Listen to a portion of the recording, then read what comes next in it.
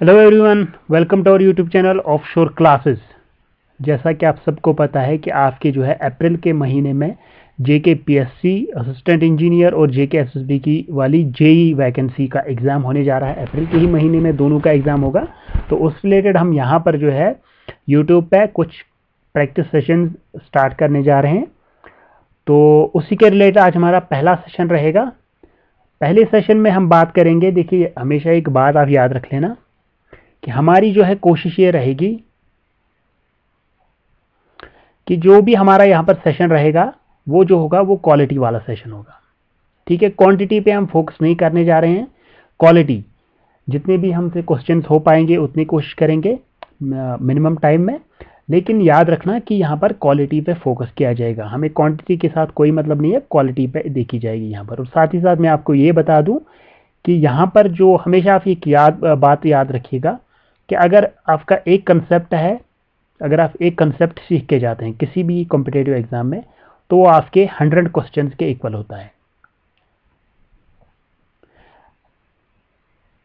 Equal भी नहीं कहूंगा मैं, ग्रेटर ही कहूंगा मैं। और अगर यहां पर आपके 100 क्वेश्चंस होते हैं ना, वो हमेशा लेस देन होते हैं एक कंसेप्ट से।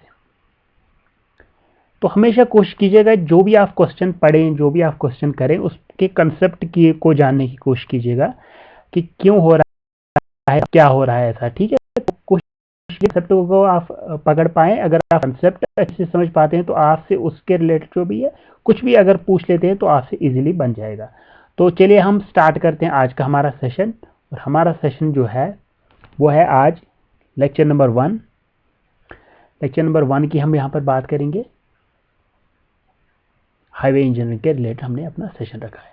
तो चलिए स्टार्ट करते हैं। देखिए, जैसा कि आप सबको पता ही है, मेरा प्रोफाइल जिनने हमारे साथ जो है थोड़ा बहुत टाइम रहे होंगे हमारे साथ, तो उन सबको ऑलरेडी पता होगा, लेकिन कुछ नए भी होते हैं। तो सबसे पहले ही देखिए एक करेक्शन एजुकेटर की स्पेलिंग में। तो ऐसे ऐसे स्पेलिंग्स पे आप कंप्रोमाइज़ करते जाइएगा। ठीक है, तो चलिए हम स्टार्ट करते हैं अपना session. Session number 1, question number 1 मेरा मतलब है। तो देखिए यहाँ पर क्या है, in which of the following location survey of the road, कौन सी सर्वे, जो जब हम रोड डिज़ाइन करते हैं, रोड कंस्ट्रक्ट करते हैं, तो उस टाइम हम बहुत सारी सर्वेज करते हैं। ठीक है, तो उनमें से पूछा गया है कि यहाँ पर आप बता दीजिए कि सॉइल सैंपलिंग जो है is done up to depth of 1 metre to 3 metre. इतने डेप्थ तक जो है सॉइल सैंपलिंग की जाती है below the existing ground level. यानी कि अगर आपका एग्जिस्टिंग ग्राउंड लेवल ये है, ठीक है, तो इससे नीचे 1 से 3 मीटर तक, 1 टू 3 मीटर, 3 मीटर तक सैंपल आप कलेक्ट कर रहे हैं, तो इसमें आप बता दीजिए कि ये कौन सी सर्वे में आएगा। ठीक है, तो देखिए क्वालिटी, देखिए क्वेश्चन की मैंने पहले ही कहा आपसे कि हम जो यहाँ पर है क्वालिटी पे बात करेंगे।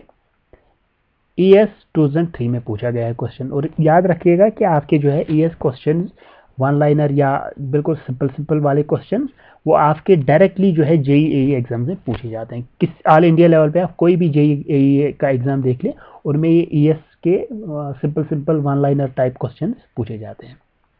इनमें अच्छा कंसेप्ट भी होता है और क्वालिटी भी अच्छी होती है। तो यहाँ पर देख लेते हैं क्या पूछा जा रहा है कि अगर हम ग्राउंड लेवल से 1 से 3 मीटर तक नीचे जा रहे हैं तो हमारे पास कौन सी सर्वे की जाती है। देखिए सबसे पहले पहला ऑप्शन प्रिलिमिनरी सर्वे, इसका आंसर रहेगा प्रिलिमिनरी सर्वे। क्यों? क्योंकि अगर यहाँ पर देखिए ना, अगर 1 से 3 ही मीटर की बात हो रही है, अगर 1 से 3 मीटर की बात हो रही है, तो बिल्कुल जो है सैंपल्स हम कलेक्ट करेंगे। वो सैंपल्स किस में कलेक्ट करते हैं? प्रिलिमिनरी में ही कलेक्ट करते हैं। फाइनल लोकेशन सर्वे नहीं, ऐसा कुछ नहीं है। कंस्ट्रक्शन सर्वे ऐसी कोई सर्वे ही नहीं है। मटेरियल सर्वे नहीं है, इससे रिलेटेड नहीं है। ठीक है, तो सिंपल हमने क्या करना है, सैंपलिंग, सैंपलिंग वर्ड पे यहाँ पर ध्यान दीजिएगा। सैंपल्स हम कलेक्ट कर रहे हैं 1 से 3 मीटर तक की डेप्थ पे, तो वो किस में आएगा? प्रिलिमिनरी सर्वे में।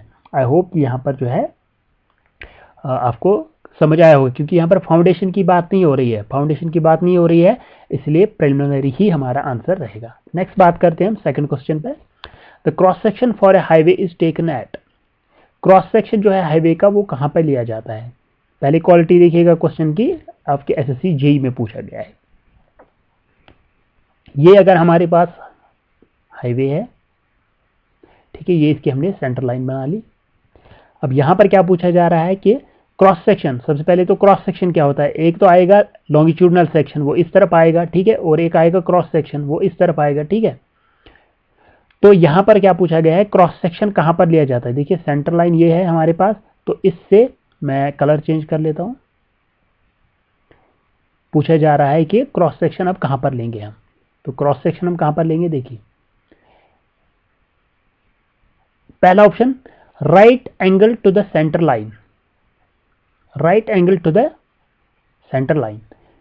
जो सेंटर लाइन है हमारी ये डॉटेड बनाई जा रही है, ठीक है, तो इसके राइट एंगल्स पे, तो इसके राइट एंगल्स पे अगर हम बना लें ऐसे, तो क्या इस पे क्रॉस सेक्शन लिया जाता है, बिल्कुल सही बात है, इस पे लिया जाता है। सेकंड, 30 मीटर अपार्ट, 30 मीटर का के गैप देकर हम क्रॉस सेक्शन ले रहे हैं, तो क्या ये जरूरी है, नहीं, ऐसा कोई भी जो है जरूरी नहीं है कि 30 मीटर्स, मतलब ऐसा कोई डाटा किसी भी आईआरसी में या किसी भी रोड वाली डिजाइनिंग में हम यूज नहीं करते हैं 30 मीटर वाला, लेकिन फिलहाल के लिए देख लेते हैं। लेकिन 30 मीटर वाला गलत भी तो नहीं है, ये पूछ रहा है कि क्या इस पे लेंगे हम 30 मीटर पे, तो बिल्कुल इस पे कोई रोकता तो है नहीं हमें, ठीक है। तो ये वाला ऑप्शन भी फिलहाल के लिए हम मान लेते हैं, अगर मुझे काम आएगी तो आगे हम इसका यूज करेंगे, तो यहाँ पर फिलहाल के लिए इसको टिक कर लेता हूँ। Third, intermediate points having abrupt change in gradient. अब देखिए ये हमारे पास हाईवे था, अगर कहीं पर अब हाईवे में हमारे पास जो है अब्रप्ट चेंज आ गया, ठीक है, यहां तक सीधा जा रहा था और यहां से जो है चेंज आ गया, ठीक है, तो यहां पर जरूरी लेना है, चाहे आपने यहां पर ही लिया हो लास्ट वाला सेक्शन, तो यहां पर आपने फिर एक बार लेना है। तो यहां पर भी अब्रप्ट, अब्रप्ट मतलब सडन चेंज जहां पर भी आएगा आपके ग्रेडियंट में, तो वहां पर आपने जरूरी क्या करना है, क्रॉस सेक्शन लेना ही लेना है वहां पर, ठीक है। तो ये वाला ऑप्शन भी ठीक आ गया, ठीक है। तो अब ये तीनों ऑप्शन मुझे ठीक लग रहे हैं, तो मेरे पास ऑप्शन असली वाला में कौन सा बनेगा, ऑप्शन नंबर डी। देखिए मैं इसको इग्नोर भी कर सकता था, बिल्कुल 30 मीटर वाले को मैं इग्नोर कर सकता था, लेकिन यहाँ पर ऐसा कोई ऑप्शन ही नहीं है कि ए एंड सी ओनली, ठीक है। अगर ए एंड सी ओनली होता तब मैं उस पर जाता, लेकिन ऐसा कोई ऑप्शन ही नहीं है, इसलिए मैं ऑप्शन पे जा रहा हूँ, ऑप्शन नंबर डी पे। मुझे याद आ रहा है इस बात से, आपने अगर बहुत सारी जो है आपको आप टेक्स्ट बुक तो आपको सबको पता ही होगा, उस पर एक नया फीचर लॉन्च हुआ है, लाइव एग्जाम। लाइव एग्जाम में क्या करते हैं वो कि वहां पर जो भी आपका टीचर होगा वो लाइव एग्जाम देता है, यानी कि आपके सामने वो एग्जाम देगा और आपको दिखाएगा कि वो कैसे अटेम्प्ट करेगा क्वेश्चंस, ठीक है। तो मुझे रिसेंटली इसका पता चला, तो आप भी ट्राई कर लेना, देख लेना कैसा रहता है। देखिए मतलब अब टीचर्स आपके सामने एग्जाम देगा तो वो आपको सिखाएगा कि कैसे ऑप्शंस को एलिमिनेट करना है, कैसे क्वेश्चंस को स्किप करना है, किन क्वेश्चंस को सबसे पहले करना है। तो जहाँ जैसे इस वाले में थोड़ी बहुत दिक्कत आ रही थी कि बी ऑप्शन को हम लें या ना लें, ठीक है, तो मैंने बता दिया कि अगर बी एंड सी होता तब मैं उसकी तरफ जाता, सॉरी ए एंड सी होता तब मैं उसकी तरफ जाता, लेकिन यहाँ पर ए एंड सी था ही नहीं कोई ऑप्शन, इसलिए मुझे बी को भी इंक्लूड करना पड़ा। याद रखना ये बात, टेक्स्ट बुक पे ही फीचर है, आप चेक कर लेना इसको। क्वेश्चन नंबर 3 पे हम बात करेंगे।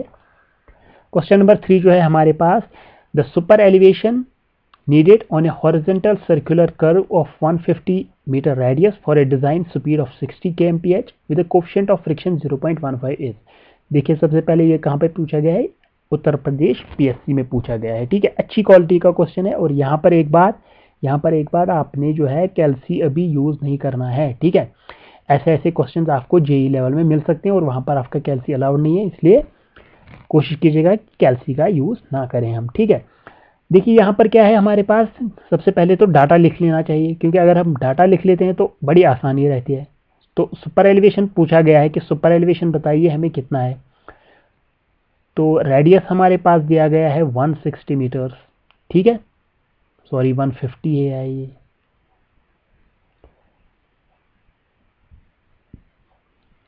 तो रेडियस दिया गया है 150 metre. Okay, next is design speed. Design speed कितनी दी गई है, 60 kmph। कि आज बहुत टाइप के बाद हम पढ़ा रहे हैं तो शायद थोड़ा सा फ्लो बनने में टाइम लगे, लेकिन एक दो क्लास में फ्लो वापस आ जाएगा, ठीक है।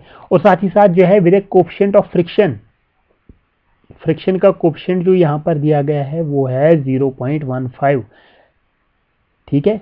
यहां तक समझ आया आपको। तो क्वेश्चन स्टार्ट करें हम। देखिए सबसे पहले आपको फॉर्मूला याद आएगी कि E plus f E plus f is equivalent to v square upon 127R। ठीक है, यही फॉर्मूला होती है। अब इसमें हम पुट ऑन कर लेते हैं, ई तो हमें कैलकुलेट ही करना है। ई प्लस एफ कितना है 0.15 is equivalent to v square मतलब 60 इंटू 60, क्योंकि मुझे सॉल्व भी तो करना है, स्क्वायर में क्यों रखूं मैं इसको। ठीक है, 127 इंटू आर दिया गया है मेरे पास 150। ठीक है, यहां तक कर लिया आपने। अब मुझे यहां पर आप बता दें, सबसे पहले तो ये मुझे आप बता दें कि इसमें हम जो है एक और फॉर्मूला भी होती है, वी स्क्वायर अपॉन 225R। ये मुझे आप कमेंट में बता दीजिएगा कि ये वाली फॉर्मूला हम कब यूज करेंगे, वी स्क्वायर अपॉन 127R वाली कब करेंगे और ये वाली कब। चलो इसका मैं ही बता देता हूं, जब आपके पास ये kmph में दिया होगा और R जो है आपका मीटर्स में दिया हो गया होगा, तो आप ये वाली फॉर्मूला लगा सकते हैं। ठीक है, याद रही ये बात। तो इसलिए क्या है, मुझे आप कमेंट्स में बता दीजिएगा कि वी स्क्वायर अपॉन 225R हम कब यूज करते हैं। तो यहां पर इसको सॉल्व करते हैं। इसको करेंगे तो ये 0 से 0 कैंसल, ये 5 3 जार 15, 5 इंटू 12। ठीक है, ये हो गया 3 2 जार 6, तो ये हो गया 24 अपॉन 127 माइनस 0.15। ठीक है, यही आएगा। तो इसको अप्रोक्सीमेटली सॉल्व करने की कोशिश कीजिएगा। 24 और 127 में कितने टाइम्स हैं आपस में, तो उसको आप सॉल्व करने की कोशिश कीजिएगा। तो मैं आपको आंसर बता देता हूं। चलो आप मुझे फिर आंसर बता देना कि कितना आएगा, क्योंकि यहां पर अब कैलसी तो है नहीं मेरे पास। अप्रोक्सीमेट आप करके निकालिएगा और मुझे कमेंट्स में बता दीजिएगा। ठीक है, फिर आंसर बस यही करना है फाइनल में। ठीक है, तो अब मैं क्यों बोल रहा हूं कि कैलसी यूज नहीं करना, क्योंकि आपने देखा था लास्ट टाइम जो आपका पेपर हुआ था सीबीटी मोड में, उसमें ऐसे न्यूमेरिकल्स दिए गए थे जिसमें कैलसी की जरूरत थी आपको। थोड़ी बहुत यहां पर प्रैक्टिस करोगे तो आपका ही बेनिफिट रहेगा। नेक्स्ट करते हैं हम बात,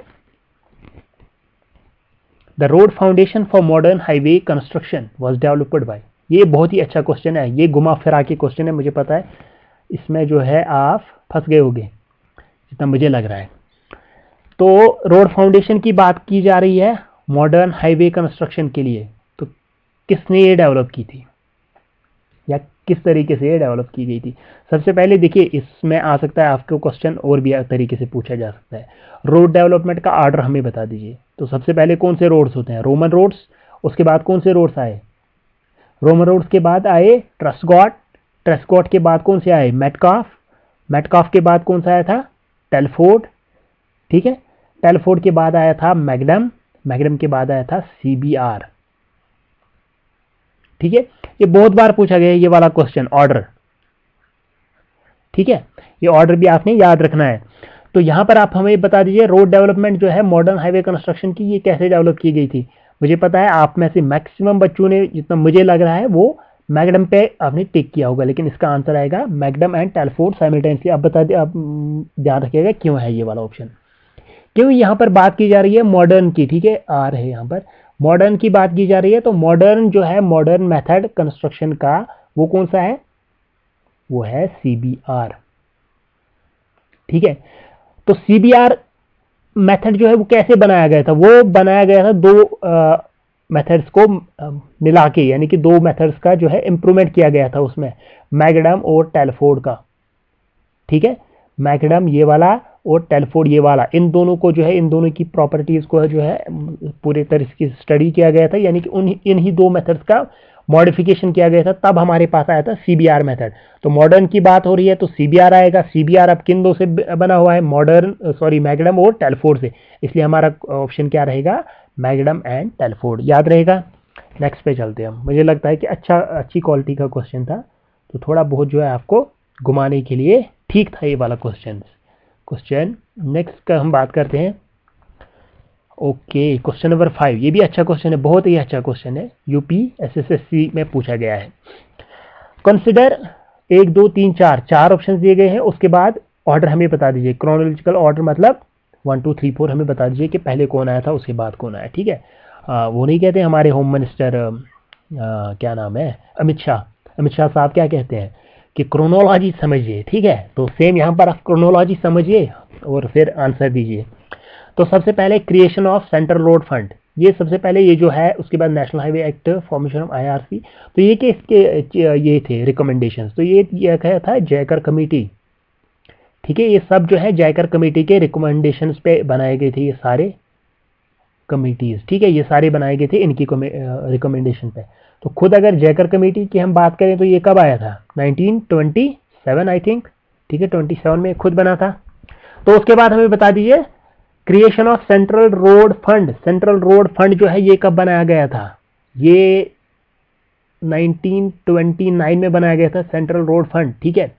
उसके बाद हाईवे एक्ट बनाया गया था आपका 1956 में, ये आज़ादी के बाद बना था, ठीक है। उसके बाद फॉर्मेशन ऑफ आईआरसी 1934 में ये वाला बना था। उसके बाद जो है creation of highway research board जो है 1973 में बना था, ठीक है। चारों का मैंने लिख दिया। अब आप मुझे बता दीजिए कि सबसे पहले कौन आएगा। सबसे पहले आया CRF यानी कि 1, ये वाला ऑप्शन। उसके बाद बिल्कुल सही, ठीक है। तो समझ पा रहे हो आप ऐसे, और ये डायरेक्टली भी क्वेश्चन आ सकते हैं कि नेशनल हाईवे एक्ट हमें बता दीजिए कि कब आया था, फॉर्मेशन ऑफ आईआरसी कब आया था। तो इनमें से कोई भी क्वेश्चन आप बना के कर सकते हो, ठीक है। मतलब यहाँ पर अभी ये तो एक ही क्वेश्चन है, लेकिन यहाँ पर मैं आपको बता दूं, ये एक क्वेश्चन है जयकर कमेटी का। उसके बाद ये चारों के चारों इंडिविजुअल क्वेश्चन भी बन सकते हैं, ठीक है। उसके बाद ये एक था कि क्रोनोलॉजी में सेट कर लीजिए 5, और एक और यहाँ से हम बना सकते हैं, ठीक है। आप मुझे बता दें एक और, ये जो है creation of highway research board, ठीक है। एचआरबी क्लासिफिकेशन में हमें बता दीजिए कि सॉइल्स को कितने ग्रुप्स में क्लासिफाई किया गया है। एचआरबी क्लासिफिकेशन में सॉइल्स को कितने ग्रुप्स में क्लासिफाई किया गया है, सॉइल ग्रुप्स कितने हैं, ठीक है। तो कमेंट्स में बता दोगे या यहीं पर बता दें, तो चलो बता देता हूं मैं, 7 ग्रुप्स में किया गया था। ये जनरली तो सॉइल का क्वेश्चन है, लेकिन अब यहां पर एचआरबी आया तो मैंने सोचा क्वेश्चन बना लेते हैं, ठीक है।